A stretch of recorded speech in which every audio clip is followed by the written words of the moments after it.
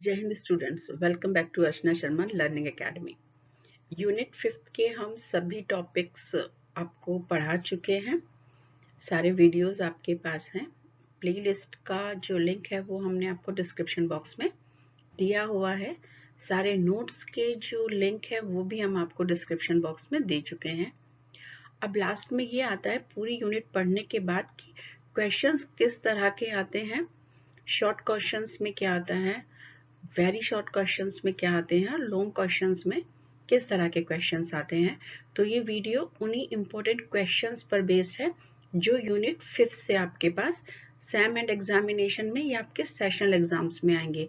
तो चलिए वीडियो शुरू करते हैं। हमारा सिलेबस था, ये सिलेबस हम ऑलमोस्ट सारा कवर कर चुके हैं। कोई भी आपको प्रॉब्लम है तो आप हम एक बार लिख सकते हैं। देखिए, सबसे पहला क्वेश्चन जो बनता है इस यूनिट से ये है डिफाइन लीडरशिप। अगर डिफाइन लीडरशिप आपको 2 मार्क्स के क्वेश्चन, ये जो हमने फर्स्ट स्लाइड है ये केवल 2 मार्क्स के क्वेश्चन के लिए दी है और 2 मार्क्स के क्वेश्चन में आपको ज्यादा से ज्यादा 50 और 80 शब्दों के बीच में ही अपना आंसर देना है, यानी 4 से 8 लाइंस तक का आप आंसर दे सकते हैं। अगर यहाँ पर आप ज्यादा लंबा आंसर देने की कोशिश करेंगे तो आपका टाइम ही वेस्ट होगा और वो टाइम वेस्ट ना हो इसके लिए बहुत जरूरी है कि आप अपने आंसर को इतना छोटा बनाएं कि वो 4 से 8 लाइन के बीच में पूरा हो जाए, वो भी विद एग्जांपल्स। तो हमारा पहला क्वेश्चन है डिफाइन लीडरशिप। इसमें स्ट्रेट अवे आपको लीडरशिप डिफाइन करनी है और लीडर की 2 या 3 क्वालिटीज आपको बतानी है जिससे कि उसकी लीडरशिप स्ट्रांग बनती है। फिर आता है who can be a successful leader. तो आपको यहाँ पर लीडर्स की क्वालिटीज बतानी है। अ लीडर हु हैज 1 2 3 4 5 6 7 8 जितना भी आप क्वालिटीज लिख सकते हैं, have these qualities can be a successful leader. आपको इस तरीके से आंसर लिखना है। फिर आ जाएगा mention 4 important traits of a leader. ये डायरेक्ट क्वेश्चन है क्योंकि आपसे ट्रेट्स यानी क्वालिटीज ऑफ लीडर पूछा हुआ है, तो आप कोई भी 4 इंपॉर्टेंट ट्रेट यानी क्वालिटीज बता सकते हैं यहाँ पर। नेक्स्ट क्वेश्चन है mention any 4 impact of leader on his team. एक टीम पर उसका लीडर कौन कौन से इम्पैक्ट डालता है, वो 4 इम्पैक्ट्स आपको बताने हैं। आप उनको 4 सेंटेंसेस में भी लिख सकते हैं। What are the main communication skills for a leader? ये पूरा आपको पता है, आपने पूरा क्वेश्चन किया हुआ 10 मार्क्स का। अब आपको यहाँ पर बताना है मेन कम्युनिकेशन स्किल्स कौन सी होती हैं। तो इसको भी आप 4 या 5 मेन जो कम्युनिकेशन स्किल्स है वो 4-5 लाइंस में बता सकते हैं। What is the importance of listening and responding for a leader? यहाँ पर आपको लिसनिंग और रिस्पॉन्डिंग के इंपॉर्टेंस बताने हैं। ये आपने लेंथी क्वेश्चन किया हुआ है, उसमें से उठाकर आपको 4 लाइनें यहाँ पर लिखनी है। 2 लिसनिंग की इंपॉर्टेंस बता दीजिए और 2 रिस्पॉन्डिंग की इंपॉर्टेंस बता दीजिए। रिस्पॉन्डिंग मतलब जवाब देना। Mention any 4 component of active listening. अब एक्टिव लिसनिंग के 4 कौन कौन से मेन फीचर्स या कंपोनेंट होते हैं ये आपको यहाँ पर बताना है। उसके बाद स्ट्रेट क्वेश्चन है आपके पास, सीधा क्वेश्चन आ रहा है ये, डिफाइन एक्टिव लिसनिंग। तो एक्टिव लिसनिंग की यहाँ पर आपको डेफिनेशन देनी है और यहाँ पर एक एग्जाम्पल आप दे सकते हैं। Right any 4 importance of active listening. Active listening की कोई भी 4 इंपॉर्टेंट जो पॉइंट्स हैं या इंपॉर्टेंस क्या होती है वो बताने वाले 4 वाक्य आपको यहाँ पर लिख देने हैं। What do you understand by mental health? यहाँ mental health की आपको definition देनी है और with example आपको बताना है कि mental health से आपका क्या मतलब है। Now question number 11th 11th question में हम पूछ रहे हैं कोई भी ऐसे 4 फैक्टर्स बताइए जो आपकी मेंटल हेल्थ को एडवर्सली यानी नेगेटिव रूप से इम्पैक्ट करते हैं, यानी आपकी मेंटल हेल्थ पर गलत प्रभाव डालते हैं। उसके बाद हम बात कर रहे हैं what are the symptoms of poor mental health. अगर किसी व्यक्ति की मेंटल हेल्थ पुअर है यानी कि मेंटल हेल्थ सही नहीं है तो वो हम किस किस तरीके से उसको पहचान सकते हैं, वो सिम्टम्स आपको यहाँ पर लिखने हैं। How can poor mental health affect a professional. अगर एक व्यक्ति की मेंटल हेल्थ खराब है तो वो उसकी प्रोफेशनल लाइफ पर किस तरीके से प्रभाव डाल सकती है, ये आपको यहाँ पर लिखना है। याद रखिए आंसर की लेंथ आपकी 4 लाइन से 8 लाइन के बीच में ही होनी चाहिए। Define stress. सीधा क्वेश्चन आपसे पूछा गया है, स्ट्रेस की डेफिनेशन आपको देनी है और उसके बाद उसके एग्जाम्पल्स आपको देने हैं। Next question is what are the stress management techniques. Stress management की 4 टेक्निक्स आपको यहाँ पर लिख देनी है, that is avoid, then alter, accept and adapt. ये चारों टेक्निक्स आपको यहाँ पर लिखनी है। उसके बाद क्वेश्चंस जो अलग अलग टेक्निक्स पर आएंगे वो कुछ इस तरीके से आ सकते हैं। How can avoid be use to reduce stress. आप अवॉइड को किस तरह से यूज करेंगे ताकि वो आपका स्ट्रेस कम हो जाए। तो जो हमने आपको टेक्निक्स इतनी सारी बताई हैं अवॉइड की, उनमें से आपको उठाकर 2 या 4 यहाँ पर लिख देनी है। इसी तरीके से आप एक्सेप्ट की, ऑल्टर की और फिर अडेप्ट की भी यहाँ पर आंसर उसी तरीके से दे सकते हैं। तो ये शॉर्ट क्वेश्चंस हैं जो यूनिट नंबर 5 से आपके बनते हैं।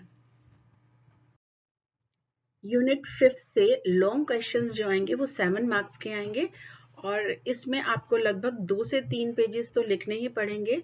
और सबसे इम्पॉर्टेंट बात लॉन्ग क्वेश्चंस के लिए ये होती है कि आपको डायग्राम्स अगर हैं तो आप डायग्राम्स जरूर बनाएं और डायग्राम्स भी नीट और क्लीन, एकदम साफ और बिना स्पेलिंग मिस्टेक के हों। दूसरी बात, प्रेजेंटेशन का बहुत बड़ा फर्क पड़ता है, तो प्रेजेंटेशन के लिए आप ब्लैक और ब्लू 2 तरह के पेन ले सकते हैं। हेडिंग के लिए ब्लैक ले लीजिए और सब हेडिंग के लिए, और बाकी पूरा क्वेश्चन आप ब्लू में लिख सकते हैं। तो जितना अच्छा प्रेजेंटेशन होगा यहाँ पर उतने ही अच्छे मार्क्स मिलेंगे। कंटेंट भी इम्पॉर्टेंट है। तो देख लेते हैं कुछ क्वेश्चंस किस तरह के आते हैं। Right an essay on leadership. जब ये क्वेश्चन आपको आएगा तो लीडर की डेफिनेशन, लीडरशिप की डेफिनेशन और एक लीडर के अंदर कौन कौन सी क्वालिटी होती हैं जो उसको उसकी लीडरशिप में हेल्प करती हैं, वो सब चीजें आपको यहाँ पर लिखनी है। तो यहाँ पे क्वालिटीज ऑफ लीडर का एक अच्छा सा चार्ट भी बना सकते हैं अच्छे प्रेजेंटेशन के लिए। Next, who can be a successful leader? Explain by describing important traits or quality of a leader. आप समझ गए होंगे यहाँ पर आपको क्या करना है, qualities of a leader लिखना है। तो उसका डायग्राम आप बना लीजिए। और who can be a successful leader? वो लीडर जिसके पास ये क्वालिटी हो वो एक अच्छा लीडर हो सकता है। तो डायग्राम भी बना देंगे और पूरा क्वेश्चन आपने ऑलरेडी यूनिट 5 में हमने आपको दिया हुआ है, वहां से आप याद कर सकते हैं। How communication skills are important for a leader. ये क्वेश्चन भी हमने आपको कराया हुआ है, पूरा एक वीडियोस के ऊपर बना हुआ है, आप उसको चेक कर सकते हैं। नोट्स हम आपको ब्लॉग में जो लिंक दिया हुआ है आप वहां से ले सकते हैं। While listening and responding are considered important communication skills.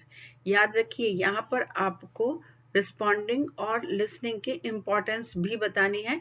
तो आप यहाँ पे 2 डायग्राम बना सकते हैं, इम्पोर्टेंस ऑफ लिसनिंग और importance of responding.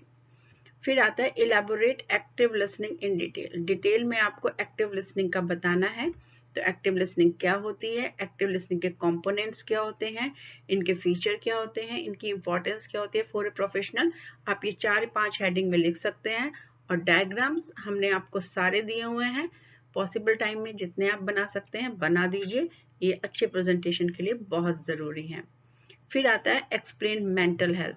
Mental health क्या होती है, इसको कौन कौन सी चीजें नेगेटिवली इफेक्ट करती हैं, पुअर मेंटल हेल्थ के क्या प्रभाव पड़ते हैं, सिम्टम्स क्या होते हैं, ये सारा आपने वीडियोस में ऑलरेडी पढ़ा हुआ है।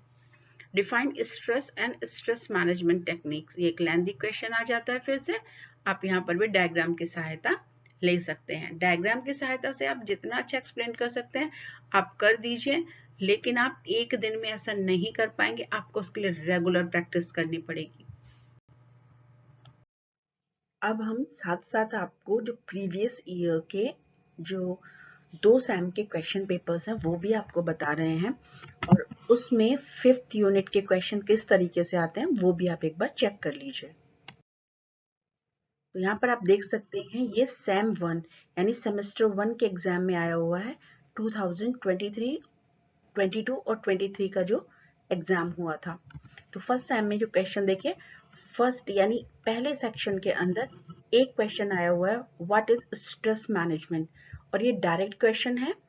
ये आपको 30 से 50 शब्द के अंदर लिखना है कि स्ट्रेस मैनेजमेंट क्या होता है। बी सेक्शन का जो क्वेश्चन है वो 7 नंबर का आता है और आपको चॉइस होती है first, second, third, fourth, fifth unit में आपके पास ये चॉइस होती है कि आप कोई भी 2 सेक्शन को यानी 3 क्वेश्चन को आपको करना होता है। तो इसमें फिफ्थ नंबर पर जो क्वेश्चन आया वो बिल्कुल डायरेक्ट आया हुआ है। Write a note on fifth as techniques of stress management, यानी यहाँ पर भी स्ट्रेस मैनेजमेंट आपको फिफ्थ यूनिट से पूछा गया है। अब अगर सेक्शन सी की बात करें फर्स्ट सेम के ही क्वेश्चन पेपर में, तो आप देख सकते हैं कि यहाँ पर आपको मिलेंगे, देखिए यूनिट फिफ्थ यानी 7th नंबर का क्वेश्चन यूनिट नंबर 5th से आया है। और पहला क्वेश्चन है what do you understand by leadership, explain the qualities of a good leader. ये डायरेक्ट क्वेश्चन है, आपको लीडरशिप को बताना है और क्वालिटीज बतानी है एक अच्छे लीडर की। दूसरा क्वेश्चन है elucidate the importance of listening and responding at workplace, यानी वर्क प्लेस पर लिसनिंग और रिस्पॉन्डिंग यानी कि जवाब देने की क्या इंपॉर्टेंस होती है, ये आपको व्याख्या करनी है इसकी आपको। तो इस तरह से आप देख सकते हैं कि सेक्शन ए, सेक्शन बी और सेक्शन सी में फिफ्थ जो यूनिट से कौन कौन से क्वेश्चन आए हुए हैं। अब ये हमारा सेकंड सेम का पेपर है, यानी 2022-23 के ही दूसरे सेमेस्टर में जो क्वेश्चन पेपर आया था उसमें यूनिट 5 से क्वेश्चन आया था describe how an individual can overcome work related stress. तो इन्होंने फिर से स्ट्रेस के बारे में पूछा है, लेकिन अब ये इनडायरेक्ट आपसे पूछ रहे हैं किस तरीके से वर्क से संबंधित जो स्ट्रेस है उसको खत्म किया जा सकता है। तो यहाँ पर आप चारों टेक्निक्स को बता सकते हैं कि हम अवॉइड भी कर सकते हैं, हम ऑल्टर भी कर सकते हैं, हम एक्सेप्ट भी कर सकते हैं और हम अडेप्ट भी कर सकते हैं। तो ये इनडायरेक्ट क्वेश्चन में है, वही आपको 30 से लेकर 50 शब्द तक इसमें लिखने हैं। बी सेक्शन में जो क्वेश्चन आया है वो डायरेक्ट है discuss the qualities and traits of a leader. आपको क्वालिटीज बतानी है लीडर की। Elaborate your answer by providing example, और उसके बाद आपको एग्जाम्पल भी देने हैं। सेक्शन सी में अब हम देख लेते हैं पहला क्वेश्चन जो यूनिट 5th से आया है, ये है illustrate how a leader is responsible for growth of his teams, team members and the organization. यानी कि एक जो लीडर की क्वालिटीज हैं वो आपको बतानी है और साथ में हर क्वालिटी के बाद ये बताना है कि उसकी ये क्वालिटी उसके टीम मेंबर्स की और उसके ऑर्गेनाइजेशन की ग्रोथ यानी उन्नति में किस तरीके से अपना रोल निभाती है। डिस्क्राइब द सेकेंड क्वेश्चन में है describe the physical, psychological and behavioural symptoms of stress. यानी किसी व्यक्ति को स्ट्रेस हो रहा है उसके जो संकेत मिलते हैं, फिजिकल संकेत यानी शारीरिक संकेत जो मिलते हैं, और साइकोलॉजिकल यानी दिमाग से संबंधित जो उसके संकेत होते हैं वो कौन से होते हैं, और बिहेवियर यानी उसके बिहेवियर में क्या चेंज आता है जब उसके ऊपर एक स्ट्रेस आ जाता है। तो आपको ये सिम्टम्स बताने हैं और उनके इफेक्ट भी बताने हैं। यहाँ पर आप ये चेक कर लीजिए कि इन क्वेश्चंस में से ऐसा कौन सा क्वेश्चन है जो आपको नहीं आ रहा है।